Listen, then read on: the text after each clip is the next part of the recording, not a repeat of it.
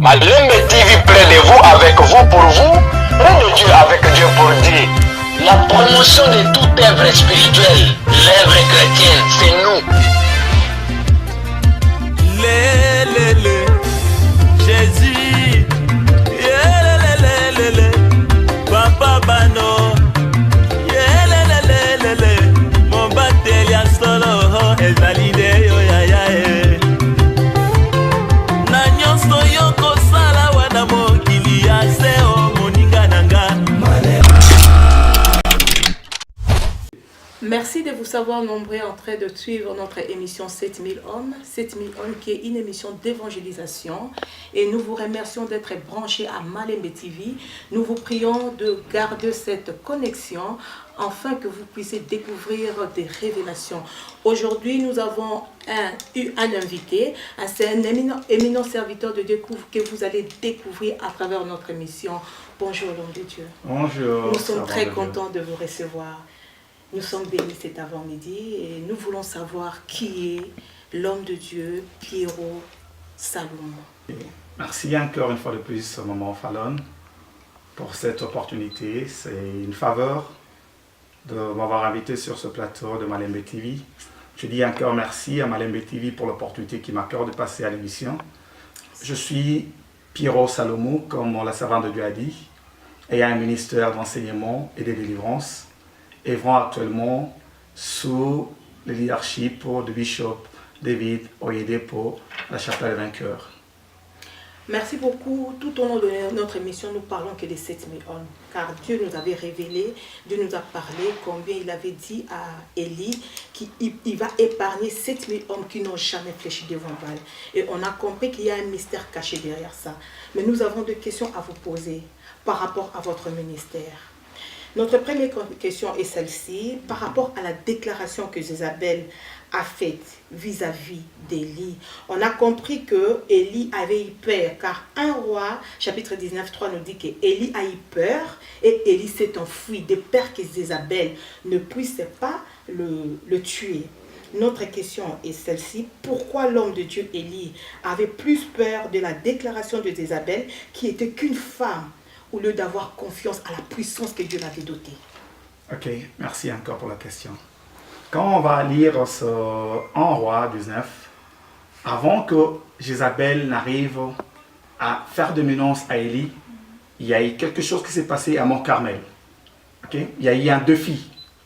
Un grand miracle s'est passé à Mont Carmel, qui était entre Élie et les prophètes de Baal et d'Astarté. Élie a pu affronter au moins plus de 800, à peu près 850 faux prophètes. Et Élie a dit, le Dieu qui répondra par le feu, c'est lui qui sera appelé Dieu. Et Dieu a exaucé la prière d'Élie. Mais ce qui est arrivé à Élie, Jézabel ayant vu ce qu'Élie a fait à ses prophètes, Jézabel a juré que je ne donnerai pas de repos jusqu'à ce que ta tête aussi soit coupée de la même manière que tu as coupé la tête de mes prophètes. Élie, ce qui est arrivé à Élie, on peut dire c'est un désespoir, c'est un épuisement spirituel qui est arrivé aussi, ayant aussi la connaissance de ce qu'était Jézabel. Aujourd'hui, nous pouvons représenter Jézabel comme le diable. Elle était prêtresse aussi de tous ces prophètes. C'est elle qui dirigeait ces 400 prophètes. Et en fait de cette colère-là, connaissant la capacité que Jézabel avait, parce que Jézabel pouvait signer de décrets sans l'accord du roi. Élie connaissait bien les capacités qu'avait Jézabel. C'est la même chose aujourd'hui comme serviteur. Nous connaissons un peu plus des attributs et les capacités du diable que la capacité de notre Dieu. Okay? Il est arrivé à Élie. Mais vous connaissez quand même comment Dieu agit au travers de vous, la puissance que Dieu a. Il peut arriver qu'étant serviteur de Dieu, qu'on arrive à un moment à être épuisé. C'est tout à fait normal. Dieu nous a dit que nous allons faire beaucoup de choses, mais il ne nous a pas avisé de quel type de défis ou de quel type de preuves nous allons rencontrer sur nos voies ministérielles. Ça, Dieu n'a jamais dit à quelqu'un que non, tu rencontreras ça, ça, ça. On a vu ça même avec notre Seigneur Jésus-Christ. C'est lui-même qui a choisi d'aller à la croix. Mais arrivé à Gethsemane, il voit de quelle manière. Il dit, s'il te plaît, s'il est possible que tu ôtes cette coupe. Ben, ça sont des choses qui peuvent arriver. Tu ne peux pas me dire que tu sers Dieu et tu n'as jamais rencontré des épreuves dans ta vie. La manière d'affronter ces épreuves-là, c'est ce qui diffère les gens. On a vu Élie, au lieu d'affronter ses épreuves, il a plutôt demandé la mort et il a choisi de fuir. Pourquoi? Il a donné accès à la peur. Merci beaucoup. Merci vraiment. Nous avons devant nous l'homme de Dieu, Pierrot Salomon. C'est un homme de ministère. Merci beaucoup. L'homme de Dieu, il est du ministère de mission évangélique de la foi triomphante. Et je vous rappelle qu'il a aussi une école de disciples. Merci beaucoup l'homme de Dieu. Nous passons directement à notre deuxième question. Nous avons compris combien vous nous avez répondu. Merci beaucoup.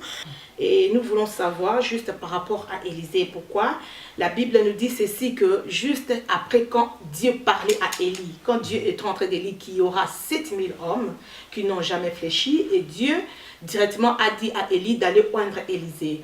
Et quand Élie est allé vers Élisée, juste après le parler de Dieu, il a trouvé Élisée dans un champ. Il a pris le manteau, il a posé sur Élisée. Et là, ils ont continué à faire route avec Élisée, à un moment donné, que Dieu devait enlever Élie.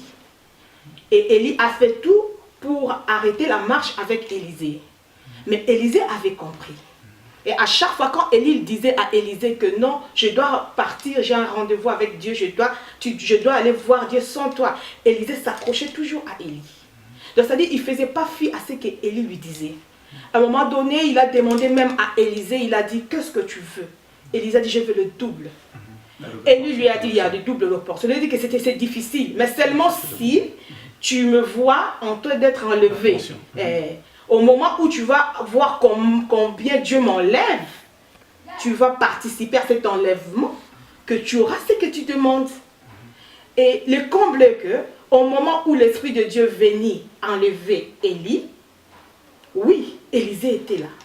Mais c'est comme si Élisée n'avait pas fait fi à tout ce qu'Élie lui disait. Le problème d'Élisée, c'était le manteau. Quand Élie partait, il était en train de voir comment Élie montait avec le char, mais lui, son problème était le manteau. D'autant plus qu'avant même de traverser le Jourdain, Élie il s'est servi de manteau pour écarter la mer en deux, en fait qu'il passe au Jourdain. Donc, le problème d'Élisée, j'ai compris que Élisée, nous avons compris qu'il voulait que le manteau. Bon, actuellement, là, notre question est sur le manteau. À l'époque, on pouvait dire que ça, c'est mon père spirituel. Mais aujourd'hui, on a vulgarisé le terme mentor. Et donc, on a compris que c'est par là vient le mot mentor. Actuellement, tout le monde dit que celui-là, c'est mon mentor. Celui-là sera mon mentor. Je vais être un mentor, quelque chose comme ça. Notre question est celle-ci. Quel est le vrai sens du terme mentor chez un serviteur de Dieu? Ok, merci. Je vais un peu aller à l'avant, avant qu'on arrive du transfert d'Élie à Élisée. Merci. Cela est arrivé suite au découragement d'Élie. Si on peut lire bien les textes de 1 roi 18, 1 roi 19, on verra que Élie n'avait pas encore fini sa mission. Suite à sa peur, à ce qui est sorti de sa bouche, Dieu a dit, oh, comme toi-même tu as demandé à ce que je te prenne, je vais te prendre. Mais va me préparer Élisée. Élie est allé, trouvant Élisée atteint de paître le brebis de son père. Le premier geste qu'Élie a fait, il a jeté les manteaux, ce qui était les manteaux d'appel. Okay? Il a dit, tu as compris ce que je fais? Et Élisée a compris. Élisée a compris. Il a dit, non, laisse-moi aller dire au revoir à mes parents et puis te suivre. C'est des choses faites. Il a suivi. Quand on veut parler de suivre quelqu'un, veut dire quoi? Tu dois avoir attention vers cette personne, faire ce que cette personne fait. Okay? Et pour être capable de faire ce que l'autre fait, la même chose aujourd'hui, on s'est dit être appelé de Dieu. Est-ce qu'on est réellement appelé? Est-ce qu'on a réellement compris son appel?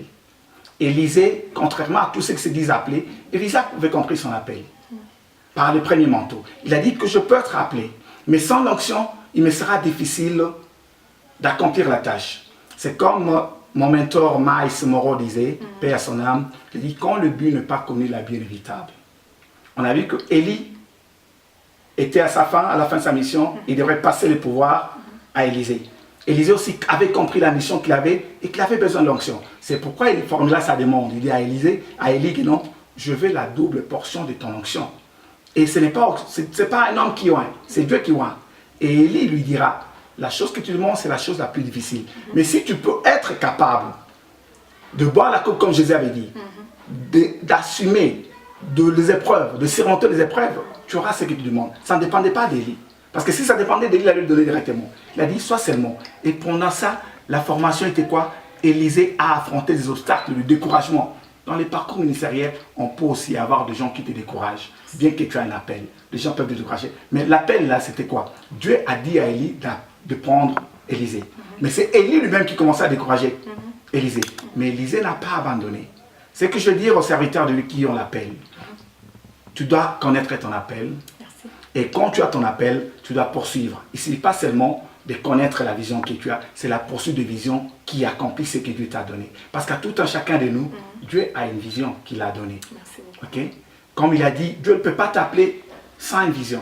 Il ne peut pas t'appeler sans te dire le pourquoi. Mais aujourd'hui, ils se disent être appelés dans le ministère sans les savoir. Dieu les a appelés à faire quoi? La vision doit être bien définie et claire. Et quand tu as la définition de ta vision, maintenant, tu dois chercher à la poursuivre. C'est comme je vais dire qu'il est une chose de connaître que non, la ville de Kampala se situe à un tel endroit. Mais il en est une autre aussi de savoir comment il fait pour arriver à cette ville de Kampala. C'est les problèmes que nous avons aujourd'hui. Mais quand Élisée a compris qu'il ne veut pas faire, parce que l'onction nous donne la capacité, il a demandé. Et Élie lui a dit, quand tu me verras, tu auras ce que tu demandes. Et à la fin, il a obtenu ou pas? Il a obtenu le mentor. Et par rapport à ta question, le but du mentorship, d'abord, le mentorship, c'est pour les coachings, comme on dit. C'est pour t'apprendre, te former. Mais aujourd'hui, beaucoup de gens veulent entrer dans le ministère sans avoir un père spirituel. Beaucoup de gens veulent être de Melchisedec. Ils ne veulent pas être formés. Ils veulent venir comme ça, ils n'ont Rome Takatif, ou comme mon frère Malem Betivili dit. Et le Saint-Esprit à lui seul est suffisant. L'exception ne manque pas. Il peut te former, t'équiper, mais il a besoin de celui qui a commencé cette œuvre-là avec toi. Tu n'es rien sans l'apprentissage. Je crois même ton premier repas, on te l'a appris. C'est pourquoi on a besoin de mentors pour nous apprendre. Et tu peux voir les mentors à partir de son caractère, la manière dont il se comporte. Parce que quand tu vas choisir le mentor, c'est pour accomplir ou dupliquer ce que les mentors font. On ne choisit pas un mentor pour choisir. Mais quand tu choisis un mentor, il faut être capable de dupliquer ce que ton mentor fait. Quand on voit Élie et Élisée demander la double portion, il a réellement dupliqué ce que faisait Élie. Tout à fait. Le nombre de miracles qu'Élie a fait, Élisée en a fait au double. Tout à fait. Mais comment tu peux avoir un mentor et tu n'es pas capable de dupliquer ce que ton mentor fait? Tout à fait. C'est pas normal. Les autres choisissent des mentors pour dire c'est maintenant, j'ai un père spirituel, j'ai un mentor. Mais non, tu dois être capable de suivre ce que fait ces mentors-là, être sous ses enseignements, apprendre de lui et t'ouvrir pour qu'il aussi déverse la grâce qu'il y a. Merci beaucoup l'homme de Dieu. Nous vous rappelons que nous avons devant nous le serviteur de Dieu, Pierrot Salomon. Merci beaucoup. D'ailleurs, prochain rendez-vous, nous aurons à savoir à propos de mentor dans la profondeur. C'est très profond, merci. Nous passons directement à notre troisième question. Nous sommes là. La mission évangélique de la foi triomphante, c'est là où l'homme de Dieu est visionnaire. Merci beaucoup. Notre troisième question, celle-ci. Comment savoir qu'on est arrivé à la fin de sa mission? Pourquoi on a posé cette question? 1 Roi, chapitre 19, versets 3 et 4, nous dit ceci, que Élie avait demandé la mort.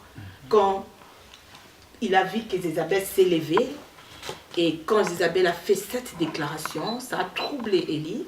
Et Élie a dit qu'il n'était pas digne, qu'il devait arrêter avec toute la mission. Et on a compris que Dieu n'avait pas encore fini avec Élie. Comment savoir qu'on est arrivé à la fin de la mission? Il est difficile de fois de savoir qu'on est arrivé à la fin de la mission. Okay? Mais une chose seulement, je vais dire aux serviteurs de Dieu, c'est beaucoup de fois nous-mêmes qui mettons fin à notre mission. Parce que quand on dit que Dieu qui t'a appelé est fidèle, Dieu n'est pas le Dieu d'inachevé. L'œuvre que Dieu commence, il l'achève. Okay? Quand il dit dans Jérémie 29, 11, il dit, je connais le projet que j'ai formé sur vous, projet de bonheur, de paix et non de malheur, afin de vous donner un avenir et l'espérance. Et quand on va encore dans Proverbe 3, et dans Proverbe 13, 3, il dit, celui qui veut préserver son âme, garde sa bouche. Mais celui qui ouvre grandement sa bouche court à sa perte. C'est ce qui est arrivé à Élie. Élie lui-même a demandé la fin de sa mission. Il a dit, je suis resté le seul. Ce qui était réellement, c'était quelque chose de vrai, mais qui n'était pas, selon Dieu, n'était pas vrai. La réalité n'est pas la vérité. Élie était face à une réalité qui n'était pas vérité. Dieu avait la vérité, qu'il pouvait encore faire mieux avec Élie. Mais lui-même, par sa peur, il s'est plaint, il dit non, prends-moi. Qu'est dit Nombre 14, 28? Nombre 14, 28 dit ceci: du l'air, je suis vivant, je vous ferai autant que vous aurez prononcé à mon oreille. Dieu ne fait que ce que nous nous prononçons. Si toi tu dis que non, je suis arrivé à terme, Dieu t'accorde parce que tu l'as dit.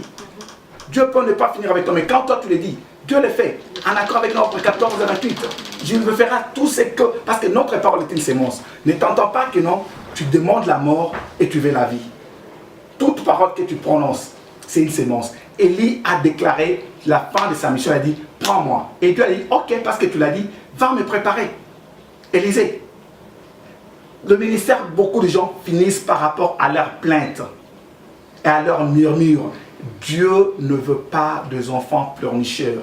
Dieu ne veut pas des enfants qui murmurent. Parce que c'est lui qui t'a appelé. Quand tu as lu Romains 8, de 28 à 30, il a une destinée. La destinée parle d'une destination. Quand tu n'es pas encore arrivé, ne mets pas fin à la mission que Dieu t'a donnée.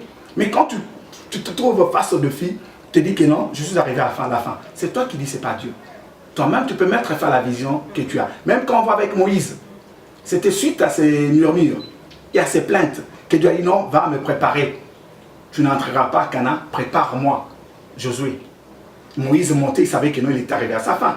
Et lui aussi savait qu'il était arrivé à sa fin. Mais beaucoup finissent leur ministère sans savoir, parce qu'ils ne préparent pas. Il n'y a pas de succès sans successeur. Beaucoup de nos ministères aujourd'hui, nous n'avons pas de successeurs, parce que nous voulons être nous-mêmes à la tête. Nous ne préparons pas des enfants. Bien que nous avons dit, celui-là est mon enfant, celui-là est mon enfant, celui-là est mon enfant. L'enfant, tu l'as né, tu l'as formé, tu l'as préparé. Jésus, en partant, il nous a laissé l'Église comme son extension, comme la continuité du ministère de Christ. C'est ce que nous sommes en train de faire. Okay? Nous devons apprendre par discipliner notre bouche. Ce que nous disons peut mettre fin à notre ministère sans le savoir. Merci beaucoup l'homme de Dieu. Vous êtes formateur des disciples. Aujourd'hui, vous êtes père de nombreux. Et vous formez les disciples, vous formez des serviteurs de Dieu. Qu'est-ce que vous faites enfin que tous ces serviteurs que vous formez soient fermes devant les épreuves? Parce que quand nous lisons cette histoire, nous comprenons que le prêtre Jézabel a fait perdre Élie. Et Élie a voulu lâcher. D'ailleurs, il avait lâché. Il a lâché. Qu'est-ce que vous faites avec vos enseignements? Qu'est-ce que vous faites enfin que un serviteur soit solide et soit ferme? Nous avons comme fondation, c'est la parole de Dieu. Merci. Tu as été créé par la parole. Tu dois vivre par la parole. La parole, c'est ce qui nourrit ton esprit.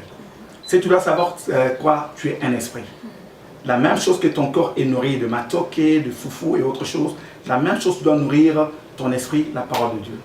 Et ce que je fais, j'enseigne à mes enfants, à tout celui qui vient sous mon titel, la connaissance et la mise en pratique de la parole de Dieu.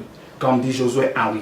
Il ne suffit pas seulement de lire, connaître, comprendre, mais l'application de cette parole qui te fera réussir dans le ministère. Mais aujourd'hui, on trouve ce qui est aberrant avec beaucoup de ministres, quoi. Ils veulent le plus quand ils sont devant la chair, raconter n'importe quoi. Alors ce qui donne vie, c'est la parole. Étant l'extension du Christ, Christ est la parole. Étant des chrétiens, comme lui-même a dit dans 1 Jean 4:17, tels que nous sommes, nous devons faire preuve de la parole de Dieu par notre prédication. La prédication, nous n'avons pas de discours persuasif. Nous devons prêcher la parole de Dieu.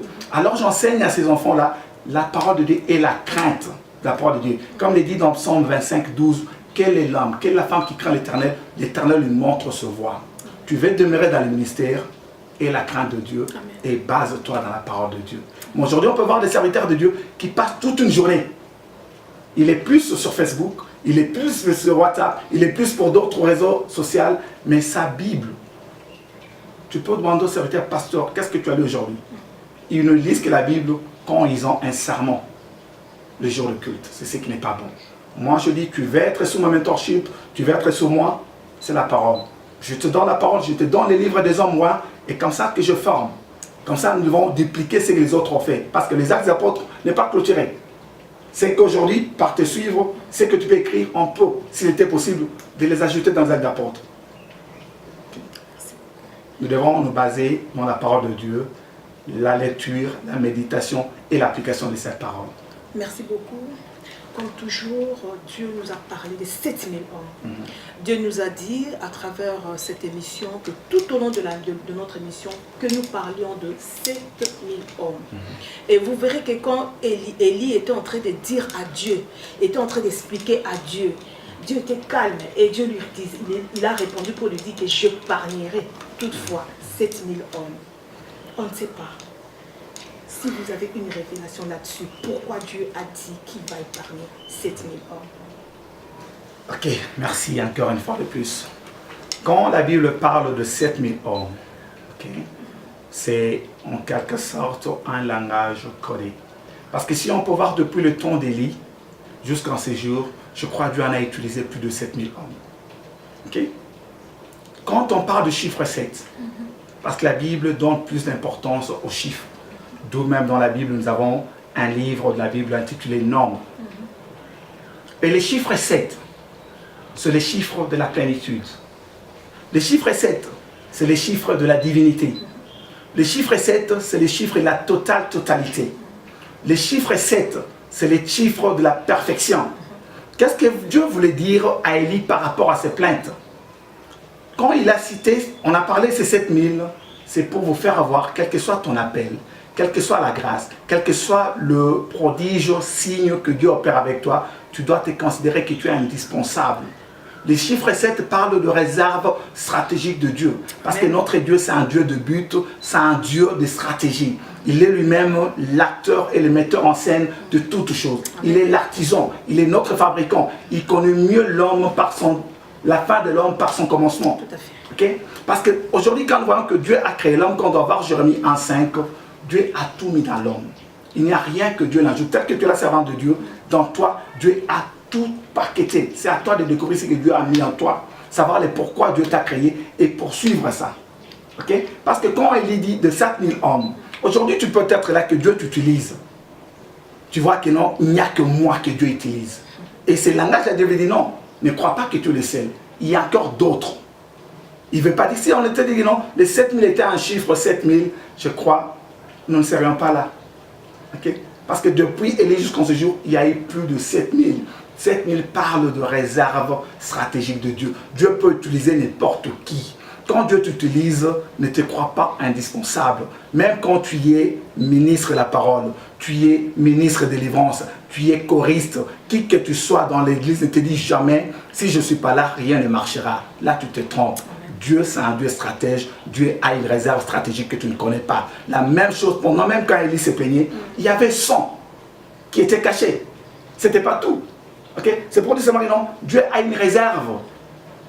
Et arrêtons de nous dire non, je suis le seul qui opère dans ces domaines.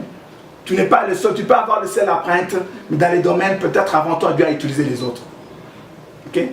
Ça, c'est l'indispensabilité de l'homme. Ne dis pas que non, je suis indispensable. Quand moi je parle de délivrance, il n'y a que moi. Quand moi je prêche, il y a avec un bon français ou avec un vrai Ouganda, il n'y a que moi qui peux prêcher cette langue-là. Détrompe-toi, il y a d'autres. Et c'est que j'ai encore ajouté par là. Quand on parle de 7000, quand on parle de réserve stratégique, et pour appartenir dans ces réserves stratégiques, la condition est une, c'est la crainte de Dieu. Tu ne peux pas te dire que tu ne manges pas dans la crainte de Dieu et te dire que non, parce que je prêche dans cette année, je suis dans la réserve de Dieu. Être dans la réserve de Dieu est déterminé par le niveau de ta crainte.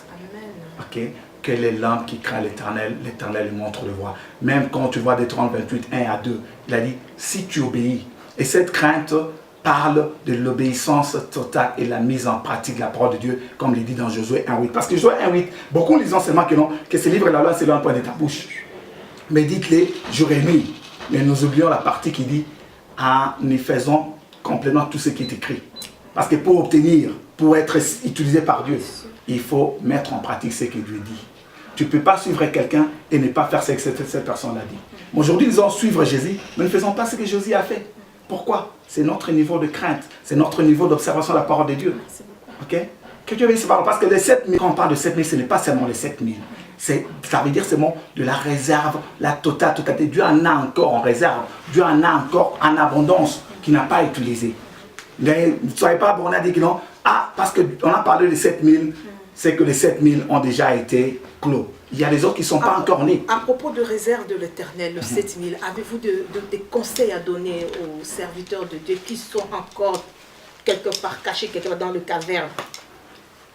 Alléluia. La réserve de Dieu, il y en a encore plusieurs. Quand on va voir, pour être utilisé par Dieu, comme j'ai dit tout à l'heure, c'est suivre les instructions de Dieu, comme il dit dans Isaïe 48, 17. Ok? L'Éternel nous instruit toujours pour notre bien. Il nous montre la voie que nous devons suivre. Dans Psaume 34, il dit que non. L'homme qui craint l'Éternel ne privé d'aucun bien. Nous devons marcher dans la crainte de Dieu pour être sélectionnés parmi cette réserve. Et surtout, nous devons savoir que non, nous sommes l'extension de Christ. Même quand on voit dans Matthieu 6, quand les disciples avaient demandé à Jésus, Seigneur, montre-nous comment nous devons prier. Qu'est-ce que Jésus leur a dit?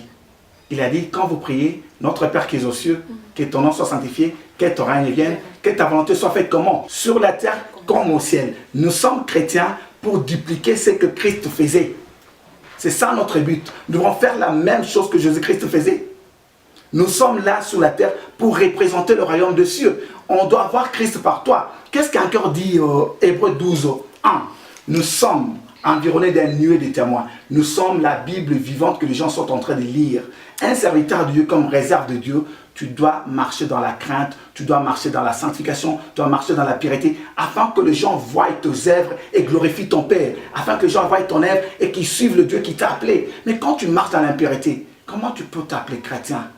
Crois-tu que quand tu fais des bêtises, comme 1 Jean 4, elle s'est dit, tel que les têtes que nous sommes sur cette terre, tu crois vraiment que quand tu t'es conduit mal, Jésus peut se conduire de la même façon que toi? C'est pourquoi je dis aux gens, pour être réalisable de Dieu, tout ce que tu veux faire, pose-toi la question, si je vais le faire maintenant, est-ce que Jésus peut le faire? Si Jésus ne peut pas le faire, ne le fais pas aussi. Ça, c'est là qu'on se reconnaîtra que non, tu es parmi ses réserves. Marcher dans la crainte de Dieu et Dieu va l'utiliser. Dieu ne peut pas utiliser, il peut prendre des vases impurs pour le rendre pur.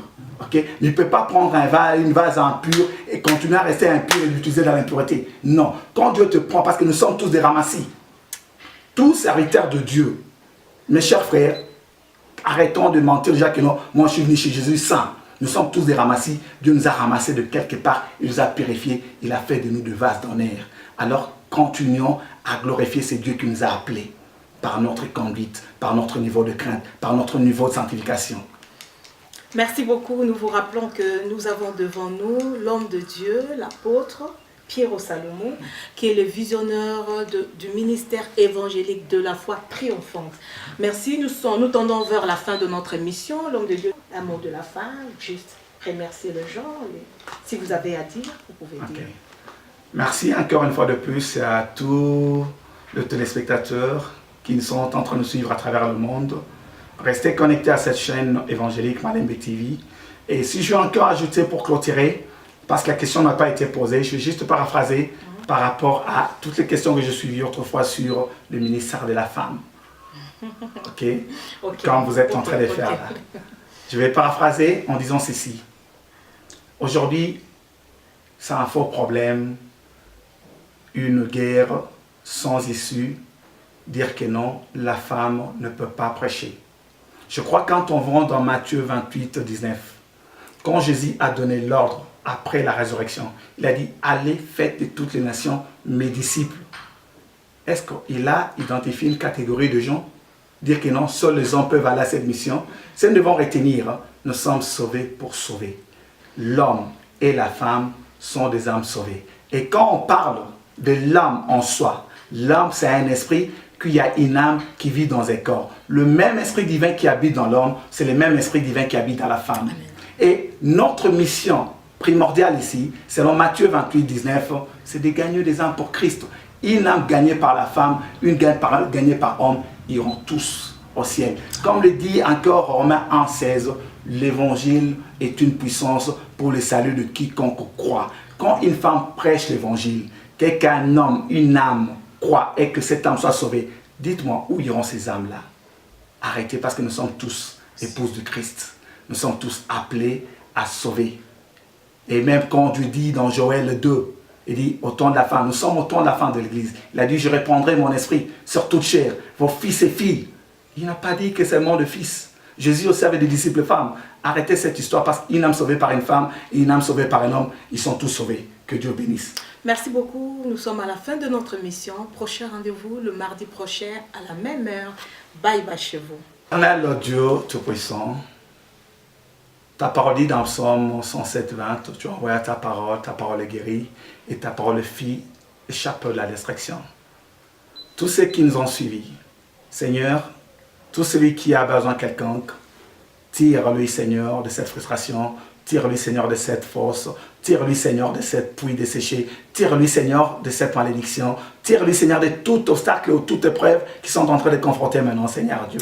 Ta parole qui est vie, Seigneur, laisse que cette parole donne vie. Le ministère découragé, le ministère abattu, Seigneur, donne-leur encore la force de marcher. La même chose que tu as donné à Élie le pain. Tu as dit, mange car le chemin est lent. Seigneur, donne encore à ces ministres fatigués le pain de la vie que tu es, Jésus-Christ, afin de continuer et d'achever la mission à laquelle tu as envoyé sur cette terre. Je prie que personne n'arrête sa mission avant la fin de son temps. Amen. Tous ceux qui sont sous ma voix, personne ne finira avant sa course par lui-même. Et que tout celui qui était désespéré, qui reprenne la force au nom puissant de Jésus-Christ. Tout celui qui était abattu, prêt à abandonner, que Jésus-Christ vous donne la force de continuer et d'achever votre mission au nom de Jésus-Christ. Amen. Restez bénis. Amen.